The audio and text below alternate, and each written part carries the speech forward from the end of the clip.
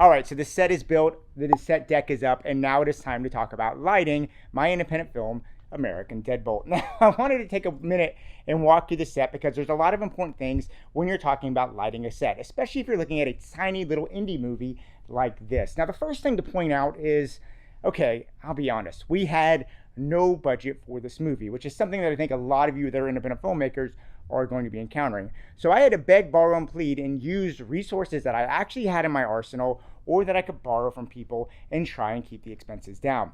And to add on to that, I also had a situation where I wanted to make the room as dynamic as possible. So the system of lights that I got actually became very, very important because that is going to be the thing that would allow me to shoot quickly and efficiently, because I had 6 days to shoot this movie and I need to have a light design that could be dynamic and let me go really, really fast. And really, the main light system that I did bring and use that is the Aputure Sidus Link and the Aputure system.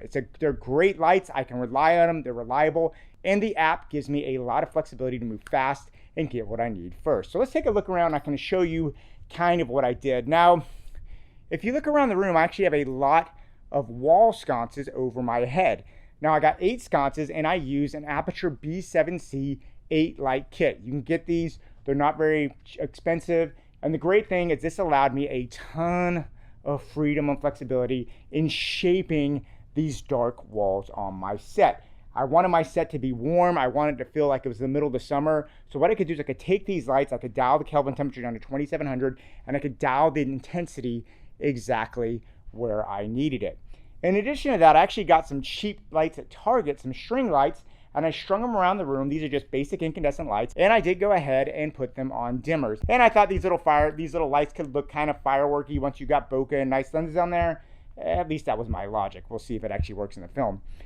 Now, in addition to these lights, these sconces, I also got 2 pendant lights that stand at each side of the room. And the good thing about these pendant lights, I wanted to have like a little accent on each edge. And the important thing is this, because I had Aputure B7Cs, I could dial the color temperature and make them a little bit cooler. I made those 3200 Kelvin versus a 2700 Kelvin from the sconces. And this adds a little bit of color contrast, which is very, very important, and it allowed me to get some punch on there.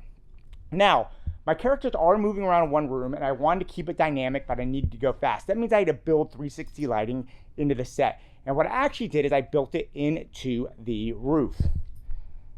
And if you kind of look above me here, I actually built a set of 4 Amaran 200Xs. That's right. I used Amaran 200Xs and put them in the ceiling, and I put them in strip boxes with the grids. Now, the reason why I did this is I knew those 4 Amaran 200Xs could be controlled through the Sidus Link. And because of that, I could dial those in and get them exactly what I wanted. So if I needed to have more backlight on the character, I could do that. If I wanted to get more negative fill, I could drop a light, vice versa. It gave me a ton of options, and I could play with color temperature and intensity. Those things were fantastic because my gaffer could be there in the Sidus app and quickly dial it in. It became very, very critical in shooting things fast. I could have someone on a couch and instantly dial in their negative fill or backlight very, very quickly by building this kind of quadrant system. But as I said, I have been borrowing and stealing. I did not actually have the money to get all Aputure lights. If you come here in the bathroom, I actually did do, I'm gonna walk here in the bathroom, I actually did a set of Godox 2-foot tubes. I have one as a backlight and one as a fill. And good thing about Godox lights is they still have an app too. It's not quite as controllable as, say, the Sidus, but you can still control it. You can still do scenes with it. And that became very, very helpful to have. So the Godox is in here, and then I used the Sidus links in the main room. That system worked out really well. It allowed us to go very fast and shoot very, very well. And I had one more light that became very, very important. And that was this. This is the little Roscoe DMG dash.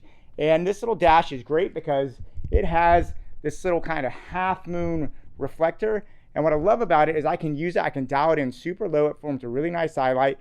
And I got it bright, a little bright right now because I'm doing this YouTube thing. But it allowed me to really come in. I could have a PA or a grip hold this light, and it could give me a nice eye light. The other thing I really liked about the dash was I didn't have to use a dash. I could still take this modifier, and I could actually put an Aputure MC in there as well, so I could have a small little light on there as well. So that gave me a lot of flexibility. And then really the last thing that when it comes down to is I did want to have some color contrast in the scene. So I did put some different Aputure MCs want a brighter light behind some computers. I made sure to have some computers in the terminal casting me a blue light, so I had some blue light. And then I also had a light up there above the desk over my shoulder, and I actually have a little Amaran 60X that's projecting some blue light on the desk just to give me some color contrast and make things look good. But anyway, guys, that's pretty much what I had to say. I did want to kind of go over and show you this. I had a lot of fun designing this set, and hopefully if you're out there looking to shoot a movie, hopefully it serves as inspiration. You don't have to have a huge expensive lights to light a set. The lights today that you can get some great affordable lights that really make a difference. Just make sure you get an app that you can control it and dial it in, and you can shoot really cool stuff and go fast, and it should look pretty good. Anyway, guys, I'd love to hear what you have to say about this. Go ahead and leave me notes and comments. And yeah, go out there, keep on shooting, and yeah, I'll talk to you soon.